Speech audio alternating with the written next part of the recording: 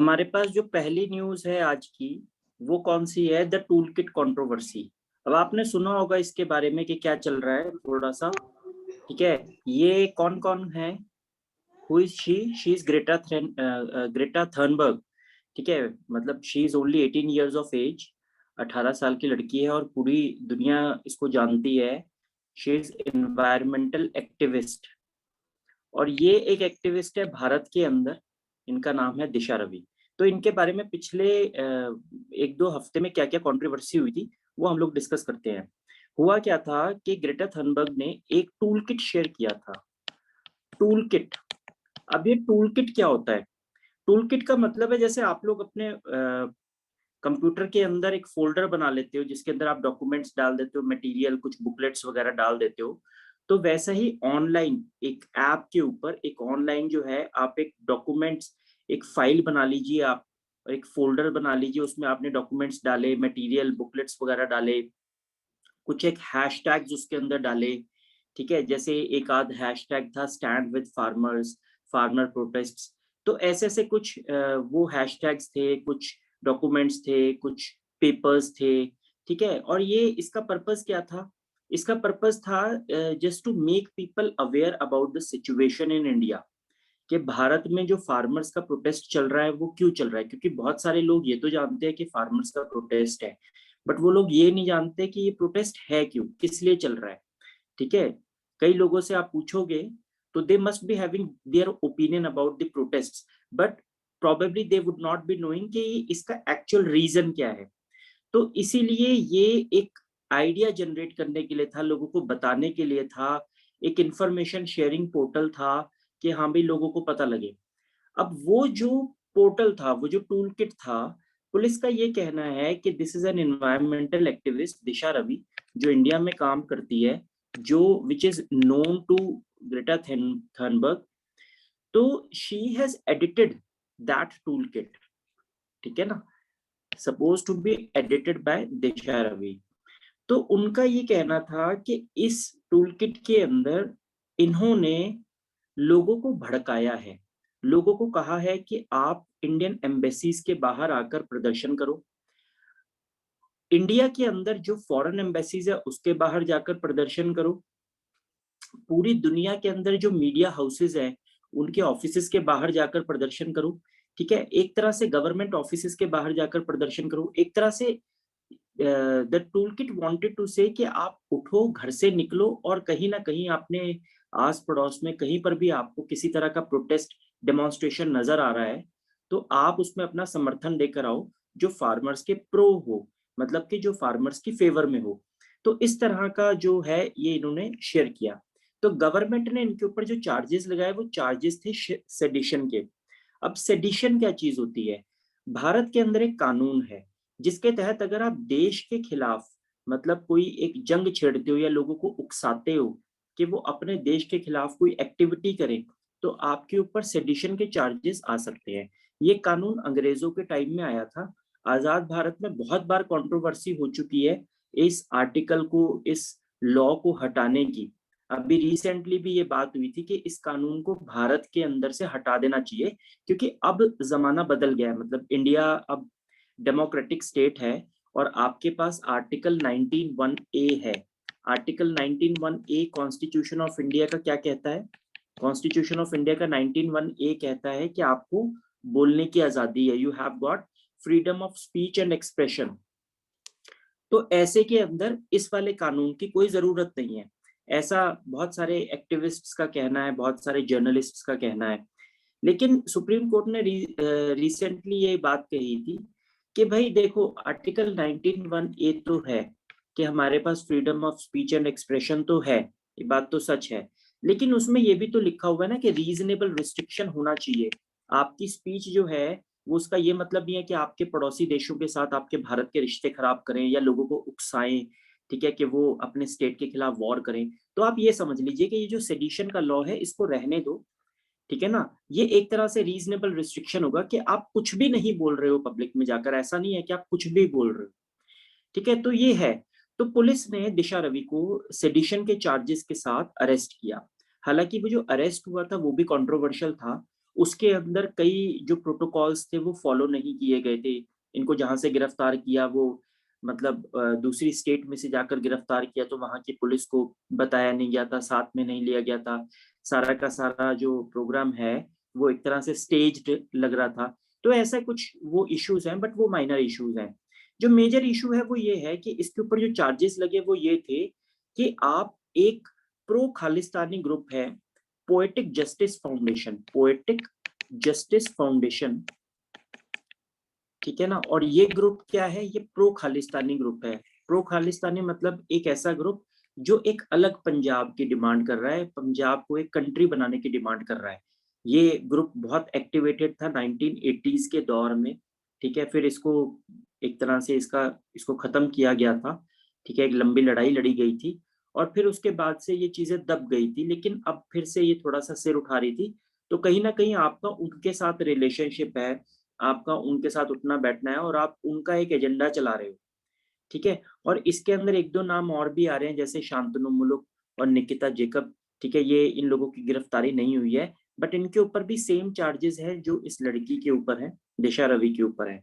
तो ये वाला सारा मैटर जो था, ये आपका मतलब बहुत इंपॉर्टेंट मैटर था इस पूरे टाइम के अंदर, ठीक है। तो ऐसा अभी लेटेस्ट रिपोर्ट्स तो ये है कि हाई कोर्ट ने जो है इनको बरी कर दिया है, बरी इन द सेंस कि इनको बेल दे दिया है और कहा है कि आप अपना जो आप इन्वेस्टिगेशन कर रहे हो पुलिस को, आप इसको कंटिन्यू करो, लेकिन ऐसा कोई बड़ा मैटर हमारे को नजर नहीं आया, हमारे को ये नजर नहीं आया। मतलब ये लेटेस्ट न्यूज है आफ्टर दिस वीक, कि जिसके अंदर हमें ये पता लगे कि हाँ ये इस ग्रुप के साथ कहीं जुड़ी हुई हैं या ऐसे किसी और ग्रुप के साथ जुड़ी हुई हैं या कोई एजेंडा चला रही है। ऐसे कोई पुख्ता सबूत जो है वो पुलिस प्रेजेंट नहीं कर पाई। ओके,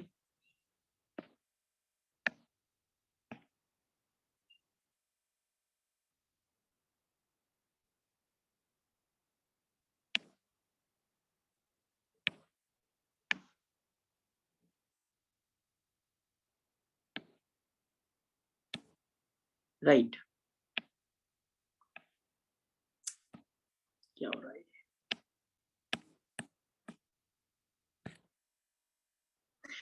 अगली न्यूज है हमारी,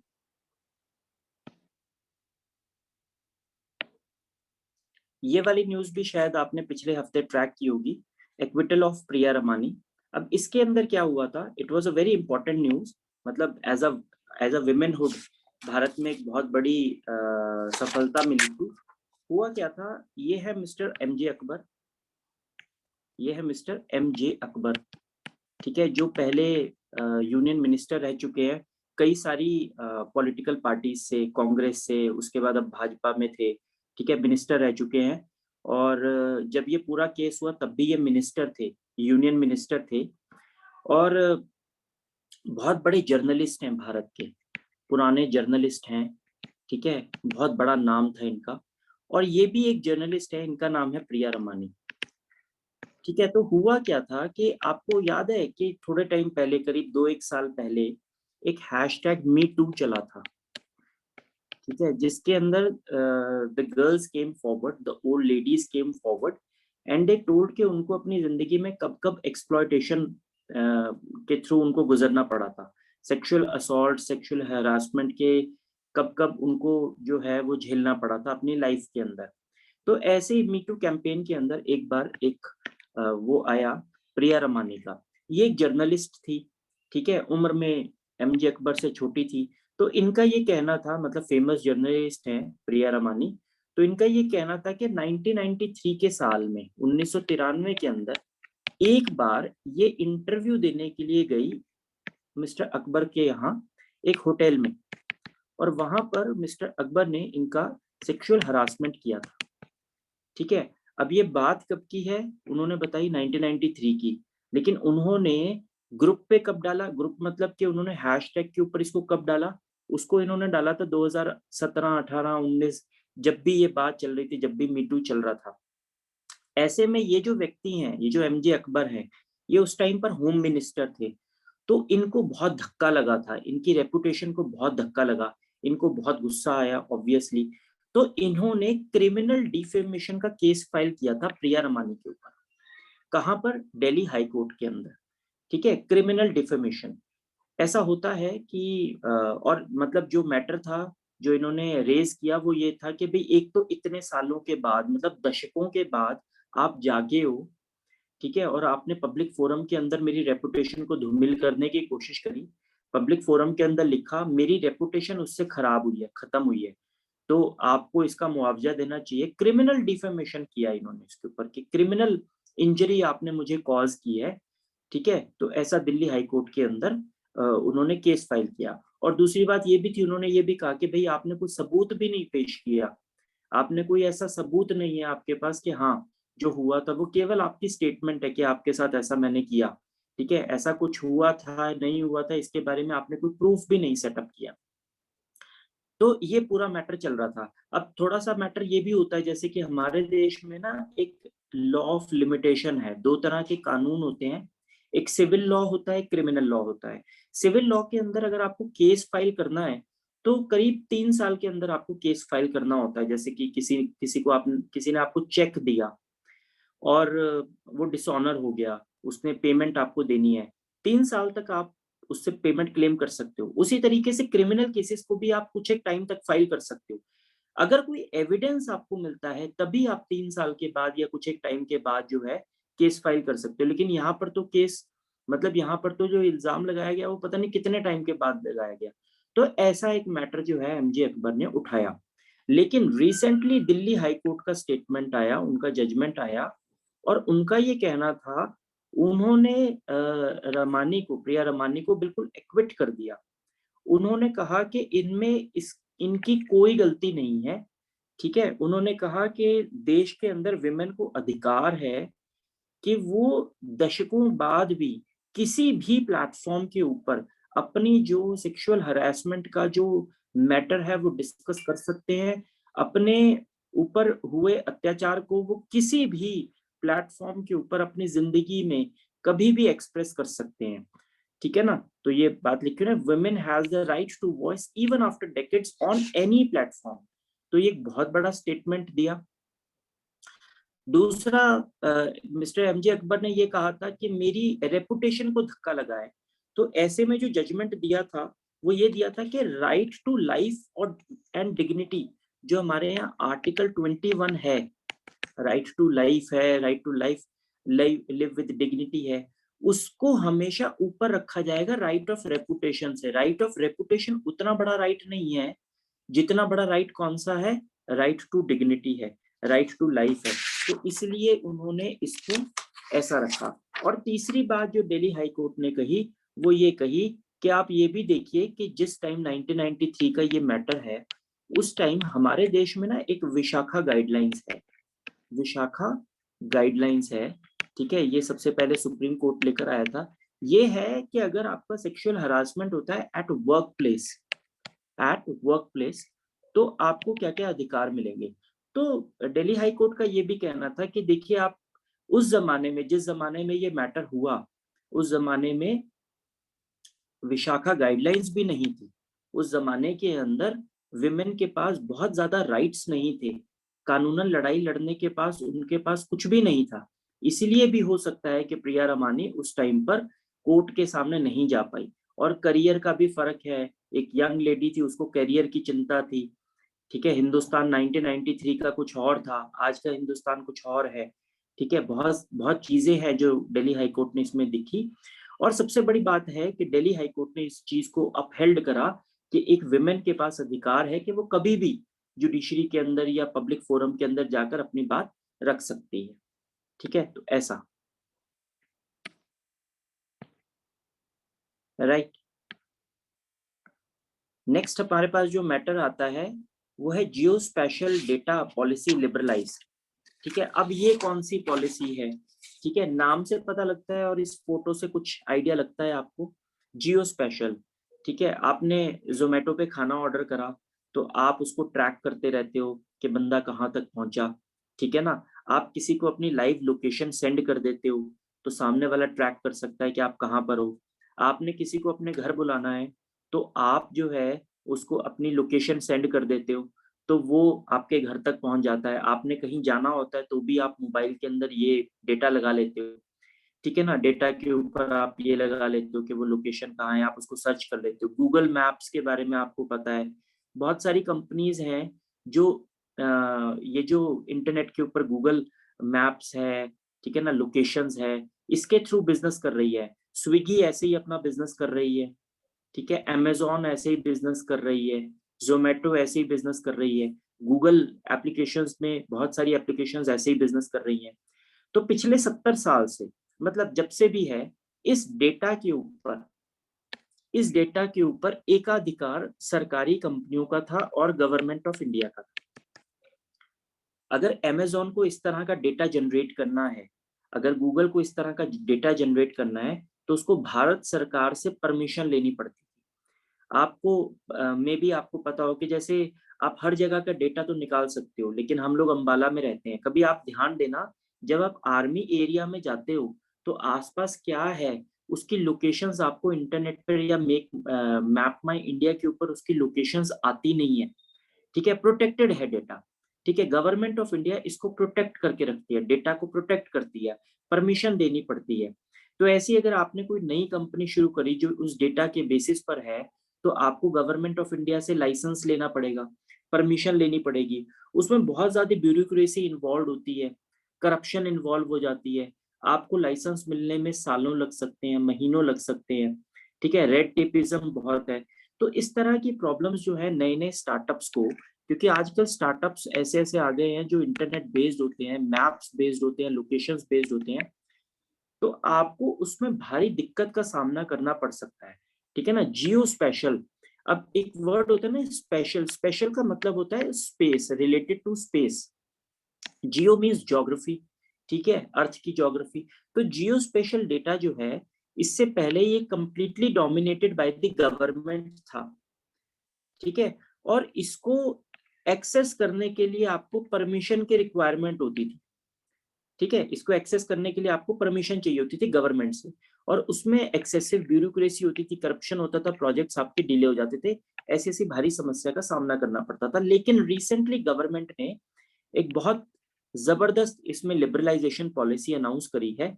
उन्होंने इस डेटा को पूरे तरीके से लिबरलाइज कर दिया है। अब आपको सरकार से किसी भी प्रकार की कोई परमिशन की जरूरत नहीं है, आप अपने स्टार्टअप्स लॉन्च कर सकते हो। आपको गवर्नमेंट से जियो स्पेशल डाटा यूज करने के लिए कोई परमिशन लेने की जरूरत नहीं पड़ेगी। इससे बहुत सारे स्टार्टअप्स होने की उम्मीद है, कमर्शलाइजेशन होगा इस बिजनेस का। ऐसा भी माना जाता है कि 1 लाख करोड़ की मार्केट बन जाएगी ये 2030 तक, और करीब 22 लाख जॉब्स जो हैं डायरेक्टली और इनडायरेक्टली जो है ये जनरेट कर सकती है। इस लिबरलाइजेशन से हमारे को ये बहुत फायदा हो सकता है, और हमारे को फार्मिंग फार्मिंग इंडस्ट्री और इंफ्रास्ट्रक्चर इंडस्ट्री के अंदर बहुत बड़ा बेनिफिट हम लोगों को मिल सकता है इससे, ठीक है। It will promote businesses and it will also generate lot of jobs. तो एक बहुत बड़े टाइप का हम लोगों ने एक लिबरलाइजेशन प्रोसेस जो है वो रिसेंटली गवर्नमेंट ऑफ इंडिया ने अनाउंस किया था, ठीक है। और भी बहुत सारे फायदे हैं, ठीक है। वैसे आपको पता होगा कि जैसे जियो स्पेशल डेटा है, तो दो तरह का जियो स्पेशल डेटा होता है, एक होता है स्टैटिक, एक होता है डायनेमिक। तो बड़ी सिंपल सी बात है कि स्टैटिक डेटा वो होता है जो एक जगह पर रुका हुआ है, जैसे आपके घर की लोकेशन, ठीक है, इलांटे मॉल की लोकेशन, ठीक है। डायनामिक डेटा कौन सा होता है, जो हर मिनट में चेंज हो रहा है, ठीक है। जैसे आप अपनी लाइव लोकेशन सेंड कर दीजिए जब आप किसी दोस्त से मिलने जा रहे हो, ताकि उसको पता लगता रहे आप कहाँ पहुंचे। अमेजोन वाला यूज करता है आपके प्रोडक्ट के लिए। तो उन चीजों को हम लोग क्या बोल देते हैं, वो है डायनामिक लोकेशन। तो ये सारी तरह की लोकेशंस जो हैं ये इसमें इंक्लूड होती हैं। डायनामिक लोकेशंस को हम लोग वेक्टर लोकेशंस भी बोलते हैं, वेक्टर लोकेशंस। और वेक्टर लोकेशंस भी अपने आप में बहुत सारी होती हैं, जैसे कि पॉइंट वेक्टर होता है। पॉइंट वेक्टर क्या होता है, आपके घर की एक सिंगल लोकेशन। अब इस फोटो के अंदर आप देखिए पॉइंट वेक्टर आपको दिख रहा होगा, ग्रीन कलर का, रेड कलर का, वो डॉट्स लगे हुए हैं, पॉइंट वेक्टर। लाइन वेक्टर भी हो सकता है। लाइन वेक्टर कैसे, ये जो येलो कलर की लाइन है कि कौन सी लाइन है, कौन सा रूट है, कौन सा पाथ है, उसको लाइन वेक्टर बोल सकते हैं। पॉलीगन, पॉलीगन भी हो सकता है। पॉलीगन क्या होता है कि आपके घर का एक एरिया जो है, वो पूरा एरिया जो है वो कंसीडर किया जा सकता है, मतलब पूरी बाउंड्री जो है वो एक स्पेस हो गया, तो that space could be termed as a polygon vector. तो इस तरीके से जियो स्पेशल डेटा होता है जिसको गवर्नमेंट ने रिसेंटली लिबरलाइज कर दिया। ओके, नेक्स्ट न्यूज बड़ी इंटरेस्टिंग है, क्रिमिनलाइजेशन ऑफ पॉलिटिक्स। ऐसे बहुत सारे मुद्दे हमने बहुत बार सुने हैं कि हमारी पार्लियामेंट में कुछ में क्रिमिनल्स बैठते हैं, ये बात सच है। कुछ डेटा मैं आपके साथ शेयर करता हूँ। 2004 के अंदर हमारे जितने एमपीज थे उनमें से 24% हमारे जो एमपीज थे जो जीत कर आए थे 2004 में, उनके खिलाफ क्रिमिनल चार्जेस थे। 2009 की जो लोकसभा थी, जो 2009 में जो लोग थे उनमें 30% के खिलाफ थे। 2014 में ये फिगर बढ़कर 34% हो गया और 2019 के अंदर ये फिगर बढ़कर 43% हो गया। इतनी तरक्की तो किसी भी चीज में नहीं होती जितनी तरक्की क्रिमिनल बैकग्राउंड के लोगों की हो रही है पार्लियामेंट्री में एंट्री के मामले में। ठीक है, तो बहुत ज्यादा पॉलिटिशियंस जो हैं क्रिमिनल बैकग्राउंड से आने वाले, अब हमारे पार्लियामेंट के अंदर उनकी संख्या बढ़ती जा रही है। ये प्रॉब्लमैटिक ट्रेंड है। ठीक है, तो 2011 के अंदर एक पीआईएल फाइल किया गया सुप्रीम कोर्ट के अंदर। अब है क्या, आप ये समझ लीजिए कि अगर आप कन्विक्टेड है, कन्विक्टेड मतलब कि अगर आपको किसी कोर्ट ने कोई सजा दी है तब तो आप चुनाव नहीं लड़ सकते। ठीक है, इनफैक्ट आप अगले 6 साल तक चुनाव नहीं लड़ सकते। जब आप जेल से बाहर भी आ जाएंगे तब भी आप चुनाव नहीं लड़ सकते। ठीक है ना, रिसेंटली आपने बिहार पोल देखा था, तो उसमें लालू प्रसाद यादव जो है वो चुनाव नहीं लड़ सकते थे। तो आप चुनाव नहीं लड़ सकते, मैटर यहाँ पर क्लियर है। लेकिन 2011 में जो पीआईएल फाइल की गई उसमें एक और बात कही। उसने कहा भाई जिसके ऊपर क्रिमिनल चार्जेस है, जिसके ऊपर कोई क्रिमिनल चार्ज है, वो भी जो है इलेक्शन नहीं लड़ना चाहिए, ऐसा पीआईएल में कहा गया।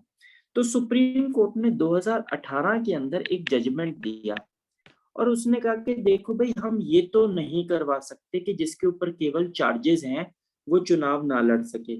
ये तो बात जायज नहीं बैठती, क्योंकि अभी जब मैटर ही प्रूव नहीं हुआ है तो हम ये कैसे कह दें कि हाँ जी ये चुनाव नहीं लड़ सकते। लेकिन हाँ, उन्होंने ये कहा कि आपको सारी की सारी डिटेल्स पब्लिश करनी पड़ेगी, डिटेल्स पब्लिश करनी पड़ेंगी किसकी, कैंडिडेट की, कि उसके ऊपर कौन कौन से मुकदमे चल रहे हैं।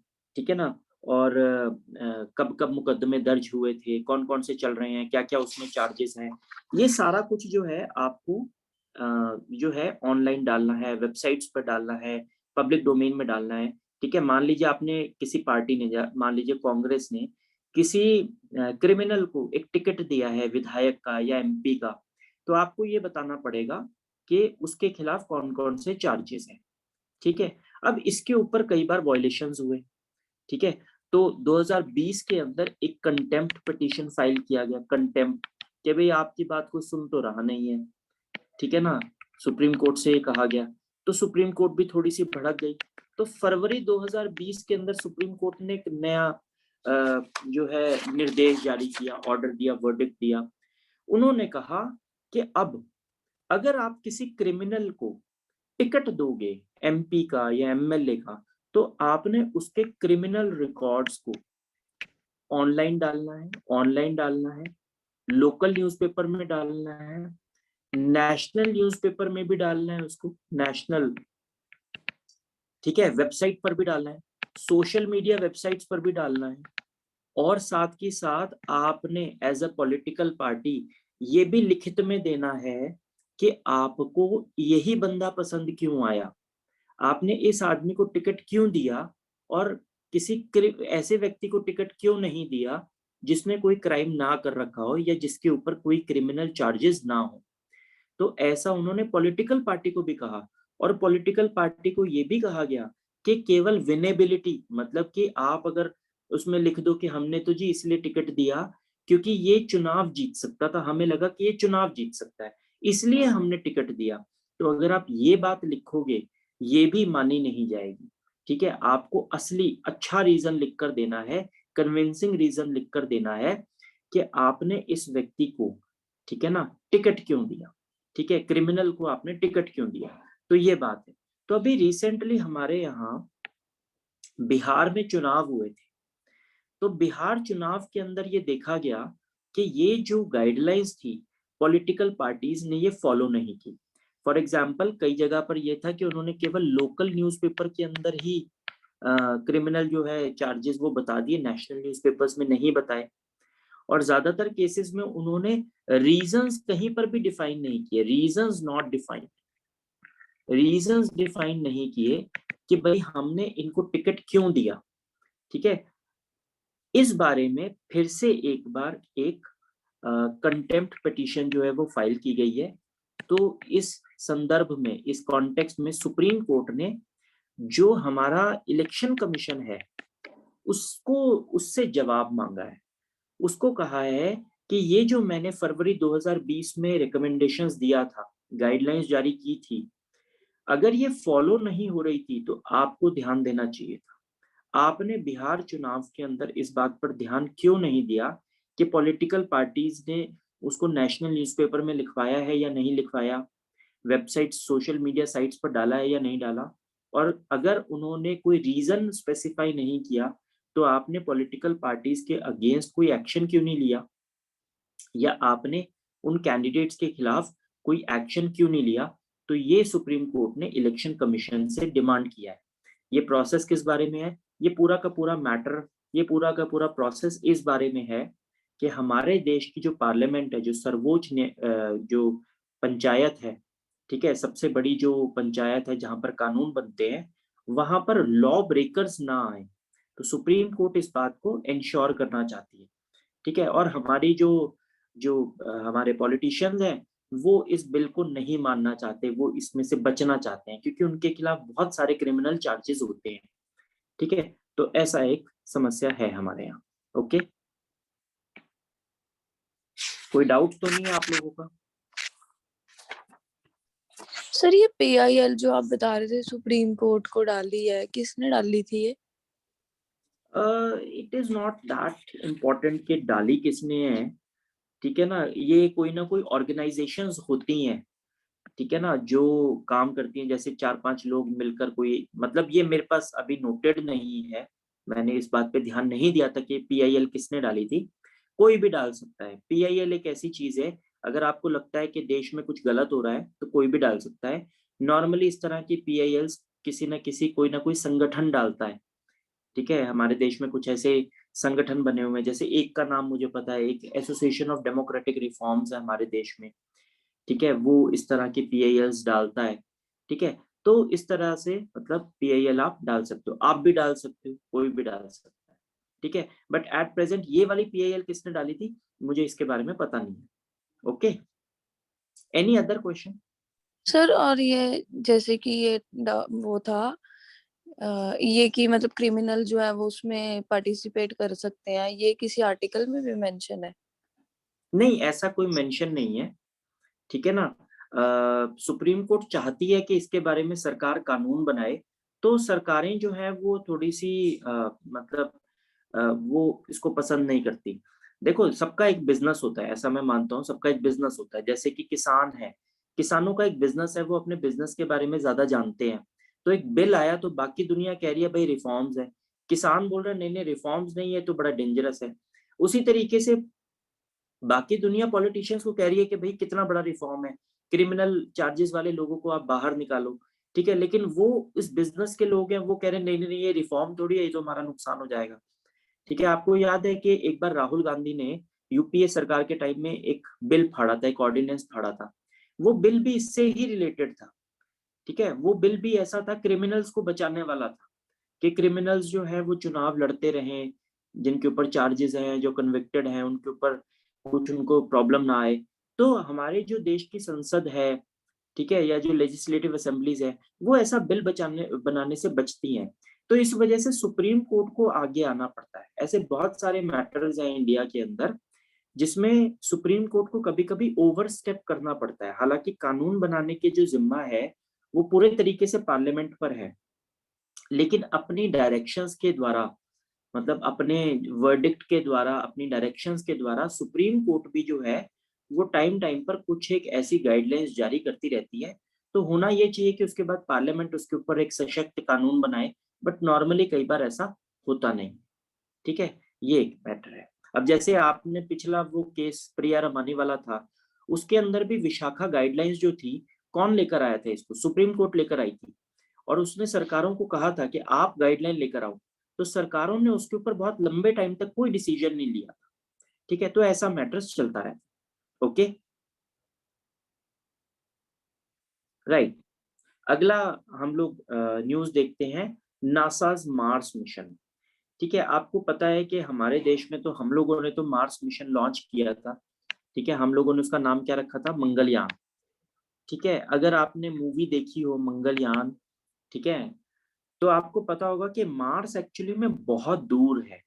चांद तो पड़ोस में है, मार्स बहुत दूर है, वहां जाना बहुत मुश्किल है। एटमॉस्फेयर के अंदर, ब्रह्मांड के अंदर जो समस्याएं हैं, उनको झेल कर, उनको दूर करके मंगलयान पर पहुंचना, ठीक है, मतलब एक बहुत मुश्किल प्रोजेक्ट है ये। भारत इकलौता ऐसा देश था जिसने पहली उसके अंदर ही सफलता हासिल की थी। अच्छा, प्रॉब्लम ये है कि हम लोग मार्स की चक्कर क्यों काट रहे हैं? मार्स के ऊपर ना हमारे को लाइफ लगता है कि हो सकती है। हमें ऐसा लगता है कि मार्स पर लाइफ हो सकती है। हम इसको सर्च करते हैं, मार्स पे हमें वाटर के भी ट्रेसेस मिले हैं, मार्स पर हमें लाइफ के भी ट्रेसेस मिले हैं, माइक्रोबियल लाइफ के ट्रेसेस हमारे को मिले हैं। तो इसलिए हमने मंगलयान लॉन्च किया था। मार्स को हम लोग रेड प्लेनेट बोलते हैं। ठीक है, अब जो मार्स है, उसकी सिचुएशन ये है कि हम लोगों ने जब मंगलयान भेजा था, मे बी अगर आपको पता हो, तो वो मंगलयान उसके चक्कर काट रहा था। मंगलयान ने उसके चक्कर काटने हैं। अब देखिए, ये कोई प्लेनेट है, आप सैटेलाइट लॉन्च करते हो दो तरीके से, या तो वो इसके चक्कर काटती है, फोटो खींचती है, आपको सेंड करती है, या फिर वो इसके ऊपर लैंड कर जाती है। अगर वो लैंड कर जाती है तो उसको हम लैंडर बोलते हैं। अगर लैंड करने के बाद वो मूव भी करती है, एक जगह से दूसरी जगह जाती है, मूव करती है, तो हम उसको रोवर बोलते हैं। और अगर वो केवल उसके चक्कर काटती है, तो हम लोग उसको क्या बोलते हैं? हम लोग उसको बोलते हैं ऑर्बिटर। हम लोग उसको क्या बोलते हैं? हम उसको बोलते हैं ऑर्बिटर। तो इंडिया का जो मंगलयान था, वो केवल एक ऑर्बिटर था। लेकिन अभी अभी रिसेंटली, पिछले हफ्ते, नासा ने एक मार्स मिशन लॉन्च किया, जिसका नाम था परसवेरेंस। ठीक है, परसवेरेंस नाम से उसने मार्स मिशन लॉन्च किया, जो कि एक रोवर था, जो कि एक्चुअली में वहां पर लैंड किया, रुका। ये आपको ट्राजेक्ट्री दिख रही है कि वो किस तरीके से लैंड कर रहा है। ठीक है, अब ऐसे फुल स्पीड में नीचे तो गिर नहीं सकता, तो धीरे धीरे वो यहाँ पर लैंड कर रहा है। उसके बाद जब वो लैंड करेगा तो वो खुदाई भी करेगा, सैंपल्स भी इकट्ठे करेगा, एक जगह से दूसरी जगह पर भी जाएगा। ठीक है, और हमारे को रियल टाइम पिक्चर्स वो सेंड कर सकता है। ठीक है, बहुत ज्यादा हाई पिक्सल के अंदर हमें सेंड कर सकता है। ठीक है, तो इस तरीके से हमारे को ये पता लगेगा कि हाँ, मार्स के ऊपर लाइफ कैसी है। अब दो चार बातें इसके अंदर जो है बड़ी इंपॉर्टेंट हम लोगों ने देखी हैं। वो क्या है कि एक तो नासा का जो मिशन है उसका नाम क्या है? Perseverance mission. और ये जेजेरो क्रेटर के ऊपर इसको लॉन्च किया गया है। ये जेजेरो क्रेटर क्या है? एक ऐसी लोकेशन है मार्स के ऊपर। ये माना जाता है कि पुराने टाइम में एक डेल्टा हुआ करता था, डेल्टा। ठीक है, पुराने टाइम में ये एक डेल्टा हुआ करता था, और यहाँ पर माइक्रोबियल लाइफ भी है। मतलब यहाँ की क्ले मिनरल्स और कार्बोनेट्स, उनको सर्च किया जाएगा, और ये एक्सपेक्टेड है कि हमारे को उसमें माइक्रोबियल या बैक्टीरियल लाइफ के हमारे को अंश मिल सकते हैं। इसके साथ साथ हमने इसके साथ, मतलब नासा ने इसके साथ एक छोटा सा हेलीकॉप्टर भी डाला है। उसका नाम रखा क्या है? इंजेन्युइटी। कुछ एक वर्ड्स होते हैं, आपको याद करने पड़ेंगे। जेजेरो क्रेटर आप याद कर लीजिए, कई बार एग्जाम में आ जाता है। हेलीकॉप्टर का नाम है इंजेन्युइटी। ये एटमॉस्फेयर के बारे में सर्च करेगा। ठीक है, वहां के एटमॉस्फेयर में ये फ्लाई करेगा। हालांकि वहां का एटमॉस्फेयर मतलब अर्थ के एटमॉस्फेयर से बिल्कुल अलग होगा। ठीक है, लेकिन इन्होंने उसको डिजाइन ऐसा किया है कि वो वहां क्या है, का जो एटमॉस्फेयर है, उसके अंदर वो ट्रेवल कर सके, और वहां के एटमॉस्फेयर को वो देख सके। ठीक है, तो इससे हमारे को रेड प्लेनेट की, हमारे को मार्स की बेटर अंडरस्टैंडिंग मिलेगी। हम वहां पर फ्यूचरिस्टिक प्रोजेक्ट्स जो हैं वो एस्टेब्लिश कर सकते हैं। भारत जैसे देशों के लिए ये पूरी की पूरी जो प्रोजेक्ट है, ये बहुत ज्यादा मतलब हेल्पफुल हो सकता है, क्योंकि हम लोग भी, हमारा भी इसरो जो ऐसे प्रोजेक्ट्स लॉन्च करने की फिराक में है। ठीक है, हम लोगों ने भी क्या कोई लैंडर प्रोजेक्ट लॉन्च किया है आज तक? आपको पता होगा कि हमारे यहाँ चंद्रयान 2 हुआ था।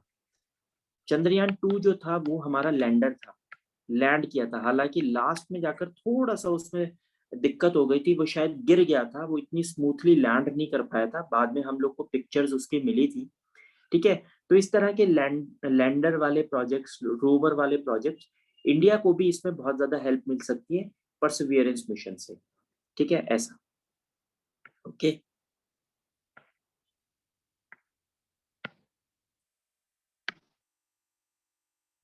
नेक्स्ट न्यूज हमारे पास है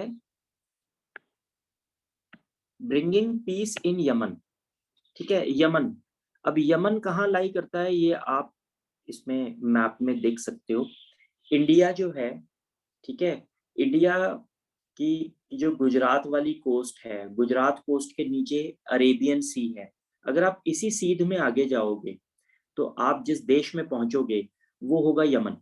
ठीक है, मतलब गुजरात से बहुत नीचे की बात कर रहा हूँ, गुजरात की सीध में नहीं। गुजरात की सीध में तो पाकिस्तान ईरान आ जाएगा। ठीक है, ये वाला। उससे अगर आप नीचे की तरफ डाउन साउथ, जैसे कि आप गोवा, ठीक है, महाराष्ट्र से अगर आप अरेबियन सी क्रॉस करते हुए निकले तो आप सीधा पहुंच जाएंगे यमन। यमन एक कंट्री है, इसका पड़ोसी है सऊदी अरब, और एक डिस्टेंट पड़ोसी है ईरान। काफी दूर है ईरान, लेकिन फिर भी वहां की पॉलिटिक्स के अंदर उसकी एक भूमिका है। अब हुआ क्या है, बैकग्राउंड क्या है? ठीक है, 2011 के अंदर पूरी दुनिया ने अरब स्प्रिंग देखा था। थोड़ा सा बैकग्राउंड में अगर आपको बताऊं कि हुआ क्या था, 2011 के अंदर एक कंट्री था जिसका नाम था टूनिशिया। टूनिशिया के अंदर बहुत ज्यादा पॉवर्टी थी, अनएम्प्लॉयमेंट था। तो एक पुलिस वाले ने एक आदमी को थप्पड़ मार दिया, ठीक है, करप्शन को लेकर। ठीक है, तो उस आदमी ने अपने आप को आग लगा ली। ठीक है, उसका नाम था बाओजीजी। जिसके संदर्भ में, जिसके कॉन्टेक्स्ट में, जिस बैकग्राउंड के अंदर लोगों ने विरोध प्रदर्शन करना शुरू किया, वो विरोध प्रदर्शन केवल टूनिशिया तक सीमित नहीं रहा। ठीक है, अरब वर्ल्ड के बहुत सारे कंट्रीज के अंदर वो प्रदर्शन जो है वो शुरू हो गया। देखते ही देखते एक आध साल के अंदर ये प्रदर्शन बहुत ज्यादा बड़े लेवल का हो गया और कई देशों की सरकारें गिर गई। टूनिशिया की भी सरकार गिर गई। ऐसे ही एक देश का नाम है यमन, जिसके अंदर सरकारें गिरी। अरब स्प्रिंग जब हुआ, ठीक है, पूरे के पूरे अरब वर्ल्ड के अंदर ये फैला, तो उसकी आंच यमन तक भी आई। यमन एक ऐसा देश था जिसमें बहुत बड़े लेवल की समस्याएं थी, उसमें पॉवर्टी थी, उसमें इनइक्वालिटी थी, उसमें करप्शन बहुत बड़े लेवल का था। बहुत ज्यादा लोग फ्रस्ट्रेटेड थे, अपनी सरकारों से परेशान थे। तो वहां का जो प्रेसिडेंट है, उसको इस प्रोटेस्ट के चलते, उस प्रेसिडेंट का नाम था अली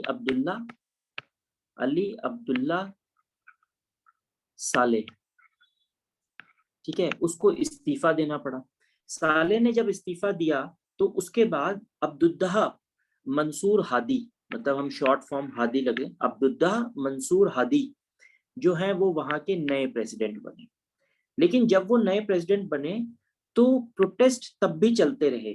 ठीक है, बहुत सारे लोग लोग उनसे खुश नहीं थे। वहां की जो मिलिट्री थी उसका एक अपना एजेंडा था, वो शायद पहले वाले जो प्रेसिडेंट थे उसके ज्यादा फेवर में थी। तो वहां की जो मिलिट्री लीडर्स थी उन्होंने इनकी लीडरशिप को एक्सेप्ट करने से मना कर दिया, प्रॉब्लम्स क्रिएट करने लगे। और फिर इस लड़ाई में कूद गया अल कायदा भी इनकी लीडरशिप को पसंद नहीं करता था। ठीक है, अल कायदा ने भी इनडायरेक्टली उसमें वॉर करना शुरू कर दिया। और साथ में हाउती रिबल्स जो है, हाउती रिबल्स मतलब बहुत एक एक मिलिटेंट ग्रुप जो है वो खड़ा हो गया जिसका नाम था हाउतीज। हाउती रिबल्स ने वहां पर प्रोटेस्ट करना शुरू किया। ये हाउती रिबल्स नॉर्मली शिया डोमिनेटेड थे। आपको पता होगा कि मुस्लिम समाज के अंदर, मुस्लिम धर्म के अंदर दो कम्युनिटीज हैं, शिया और सुन्नी।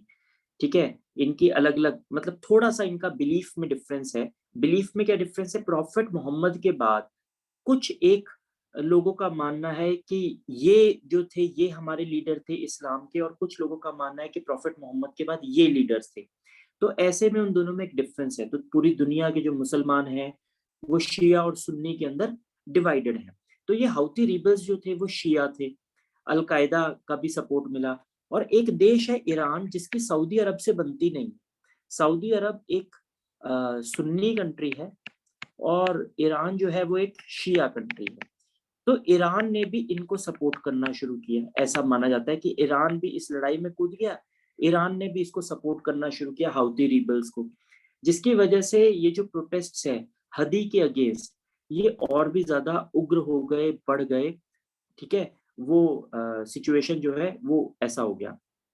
ठीक है, तो जो सऊदी अरब है वो फिर इस लड़ाई में कूदा और उसने जो है हाउती रिबल्स को हटाना शुरू किया। उसने वहां से उन लोगों को निकालना शुरू किया और ये पूरा का पूरा जो यमन है ये कॉन्फ्लिक्ट की चपेट में आ गया, जिसमें एक तरफ थे हाउतीस और दूसरी तरफ थे सऊदी अरब।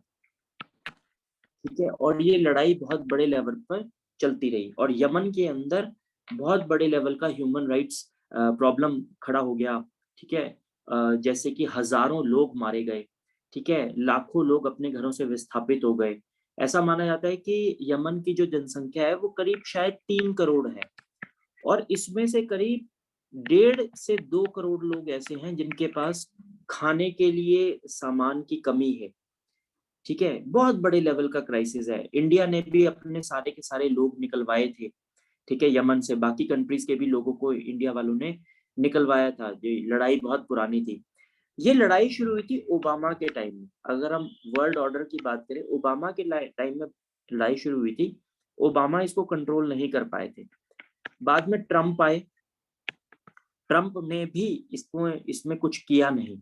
ठीक है, और वैसे भी ट्रम्प और सऊदी अरब का जो शेख है मोहम्मद बिन सलमान, उसके अंदर बहुत अच्छी दोस्ती है।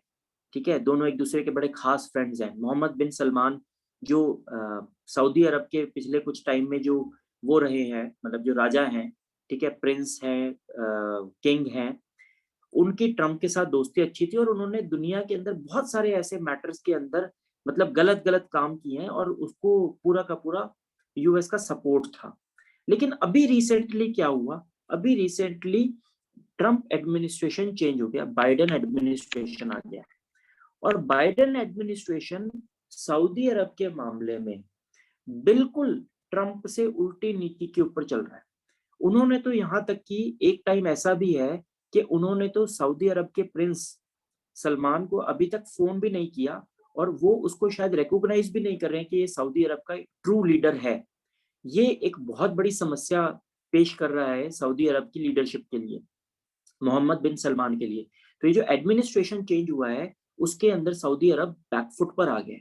तो बैकफुट पर आने की वजह से अब ये उम्मीद की जा रही है कि शायद यमन में पीस आ जाएगी क्योंकि सऊदी अरब पीछे हट जाएगा। दूसरी तरफ बाइडेन जो है वो ईरान के साथ भी रिलेशंस मेंटेन कर रहे हैं, तो हो सकता है वो ईरान को भी पुश करें कि आप भी इस लड़ाई से पीछे हटो। सऊदी अरब जो है वो प्रेशर की वजह से लड़ाई से पीछे हट जाएगा। ठीक है, तो इससे उम्मीद ये है कि शायद यमन में फिर से जो है दशक के बाद, करीब 1 दशक के बाद फिर से हम लोग ये देख सके कि यहाँ पर पीस जो है वो इंस्टॉल हो चुकी है। तो ये पूरा का पूरा मैटर है as far as women is concern. Okay,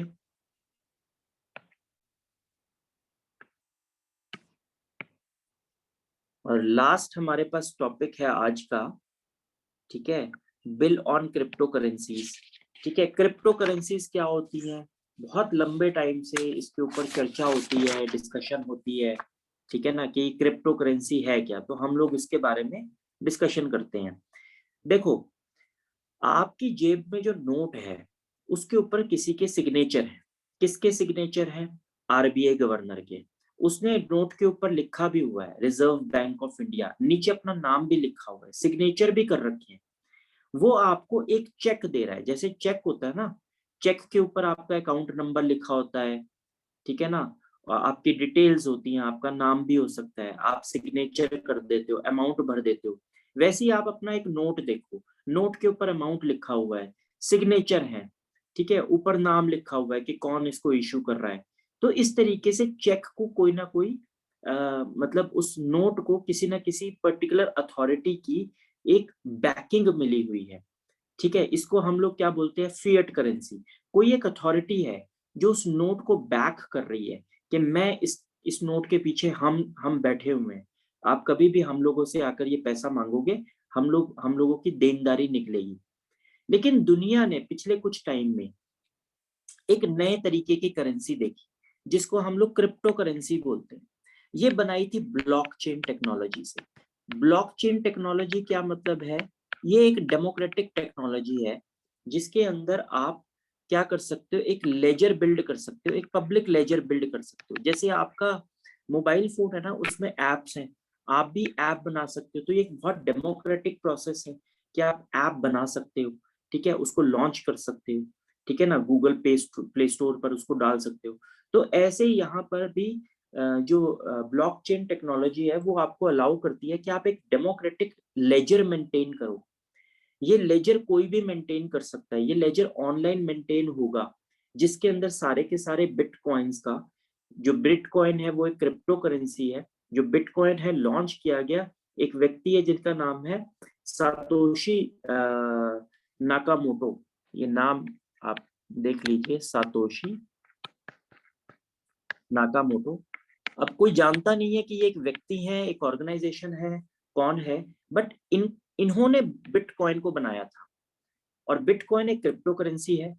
crypto currency जो है वो ब्लॉकचेन टेक्नोलॉजी के बेसिस पर काम करती है।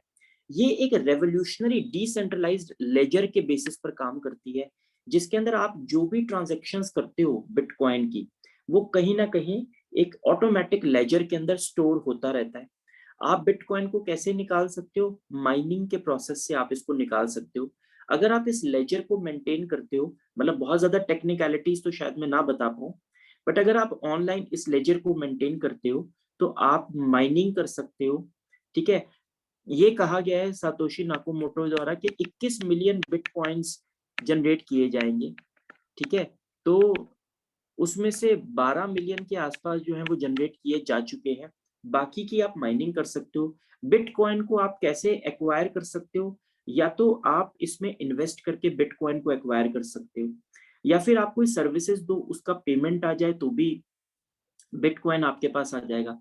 या फिर अगर आप ये लेजर मेंटेन करो या फिर इनकी माइनिंग करो, उसके लिए स्ट्रॉन्ग इंटरनेट सिस्टम चाहिए, तो भी आप बिटकॉइंस को एक्वायर कर सकते हो। जब बिटकॉइन आया था शुरू के अंदर एक करेंसी, जब ये आई थी तब इसकी कोई वैल्यू नहीं थी, इसकी वैल्यू बहुत कम थी। लेकिन धीरे धीरे इसकी एक्सेप्टेंस बढ़ती चली गई। बहुत सारे देशों ने इसको बैन करने की कोशिश की, इंडिया ने भी इसको बैन करने की कोशिश की। हालांकि सुप्रीम कोर्ट के अंदर गवर्नमेंट ऑफ इंडिया प्रूव नहीं कर पाई कि क्या क्या गड़बड़ है, क्यों वो इसको बैन करना चाहते हैं, ठीक है। तो लेकिन बैन करना चाहती थी, लेकिन आरबीआई का ये कहना था कि भाई आप बिटकॉइंस के अंदर इन्वेस्ट ना करो। लोगों का इनको ये कहना था कि आप बिटकॉइंस यूज मत करो। लेकिन उसके बाद भी भारत में 10,000 करोड़ की मार्केट बन गया बिटकॉइन। इतना स्ट्रॉन्ग करेंसी है ये कि चाइना ने भी इसको बैन किया। चाइना में तो इंटरनेट भी रेगुलेट होता है, उसके बावजूद भी वो बिटकॉइन को रोक नहीं पाए, ठीक है। बिटकॉइन का वैल्यू बढ़ता चला गया। पहले जो पिछले साल तक, 1 साल तक तो बिटकॉइन का वैल्यू मतलब ज्यादा तो हुआ लेकिन बहुत ज्यादा नहीं हुआ। लेकिन अभी रिसेंटली क्या हुआ है कि कोरोना के आने के बाद से बहुत सारी कंट्रीज के अंदर एक्सपेंशनरी फिस्कल पॉलिसी जो है वो आई, एक्सपेंशनरी मॉनेटरी पॉलिसी जो है वो आई। मतलब गवर्नमेंट्स ने बहुत ज्यादा पैसा मार्केट में डालना शुरू किया। लोगों के पास जब ये पैसा आया तो उनको लगा कि हमें कहीं ना कहीं इसको इन्वेस्ट करने की जरूरत है। तो उन्होंने बिटकॉइंस में उसको इन्वेस्ट करना शुरू किया, जिससे बिटकॉइंस की जो रेट है वो बहुत तेजी से फिर से बढ़ने शुरू हो गए, ठीक है। उसके ऊपर सोने पे सुहागा क्या हुआ, रिसेंटली टेस्ला, जो एलॉन मस्क की कंपनी है, टेस्ला हो गई, और कई सारी कंपनीज हैं जैसे कि मास्टर कार्ड वगैरह है, पेपाल है, इन्होंने बिटकॉइन के अंदर ट्रेडिंग करने के लिए एग्री कर लिया है। अब जब इन्होंने एग्री किया तो सडनली बिटकॉइन की जो वैल्यू है वो कई गुना बढ़ गई। रिसेंटली बिटकॉइन जो है वो $48,000 को टच कर चुका है। $48,000 का मतलब आप लगा लीजिए कि एक एक बिटकॉइन की इतनी वैल्यू हो गई, ठीक है ना। तो इस वजह से क्या है कि अब एक जो बिटकॉइन है वो बहुत ज्यादा तेजी से आगे बढ़ रहा है, ठीक है, और गवर्नमेंट्स के लिए चिंता का विषय है। तो रिसेंटली ऐसा है कि गवर्नमेंट ऑफ इंडिया की तरफ से ये एक प्रपोजल आया है कि वो क्रिप्टो करेंसीज को कंट्रोल करने के लिए एक बिल लेकर आएंगे, ताकि कहीं बात हाथ से निकल ना जाए। प्रॉब्लम क्या है बिटकॉइन जो है ये एक ऐसी करेंसी है जो सरकारों के कंट्रोल में नहीं है, तो इससे बहुत सारे क्राइम भी हो सकते हैं। मनी लॉन्ड्रिंग, मतलब कि करप्शन का पैसा आप व्हाइट मनी कर सकते हो। ऑर्गेनाइज्ड क्राइम, क्राइम के अंदर भी यूज कर सकते हो। किसी की सुपारी देनी है आपने, आपने सुपारी दी, अब आप उसको कैश क्या दोगे, तो आपने बिटकॉइन में पेमेंट कर दी 1 करोड़ रुपए की, ठीक है, 4 बिटकॉइन ही तो लगे, 4 बिटकॉइन में आपने किसी का मर्डर करवा दिया, ठीक है, और सरकार को कभी ये पता ही नहीं चलेगा कि ये पैसा आपके पास कहाँ से आया। टेरर फाइनेंसिंग हो सकती है, ठीक है, और मतलब कि आप आतंकवादी इसको यूज कर सकते हैं, साइबर क्राइम्स के अंदर ये किया जा सकता है। और क्योंकि कोई बैकिंग नहीं है, कोई अथॉरिटी नहीं है, तो ये बहुत ज्यादा स्पेक्यूलेटिव है और इतनी ज्यादा ये वॉलेटाइल है। आप देख सकते हो कि कुछ एक साल में ये $50,000 तक पहुंच गई है। आगे आने वाले टाइम में भी ये कहाँ तक पहुंचेगी कुछ नहीं पता। तो गवर्नमेंट हो सकता है बिल लेकर आए ताकि वो सारी की सारी क्रिप्टो करेंसीज को बैन कर दे। केवल बिटकॉइन ही एक क्रिप्टो करेंसी नहीं है, ये सारी की सारी जो यहाँ पर फोटो में बनी हुई है, सारी की सारी क्रिप्टो करेंसीज हैं। तो बिल लाया जा रहा है इनको, या तो इनको बैन करने का बिल आएगा, या फिर हो सकता है सरकार अपनी ही क्रिप्टो करेंसी ले आए कि भैया जब करना ही है, क्योंकि लोगों को आप रोक तो सकते नहीं हो, ठीक है, तो हो सकता है कि सरकार अपनी ही कोई बिटकॉइन ले आए, अपनी ही करेंसी ले आए। तो ये भी एक पॉसिबिलिटी जो है वो हो सकती है। ऐसी भी पॉसिबिलिटी है कि गवर्नमेंट ब्लॉकचेन टेक्नोलॉजी के ऊपर कोई ऐसी जो है कोई रेवोल्यूशनरी पॉलिसी लेकर आए कि हम लोग अपने इलेक्शंस करवाने शुरू कर दें उसके ऊपर, ब्लॉकचेन टेक्नोलॉजी के ऊपर जो एक प्रपोजल है। तो ऐसा बहुत कुछ जो है क्यास लगाए जा रहे हैं कि क्या हो सकता है इस बिल के अंदर, क्या हो सकता है, लेकिन अभी हमारे को रियलिटी पता नहीं है, तो we will have to wait for it, ठीक है। तो ये सारी न्यूज थी इस वीक की जो मैंने कंपाइल की थी, ठीक है बच्चों, okay okay sir. Okay, thank you very much, okay.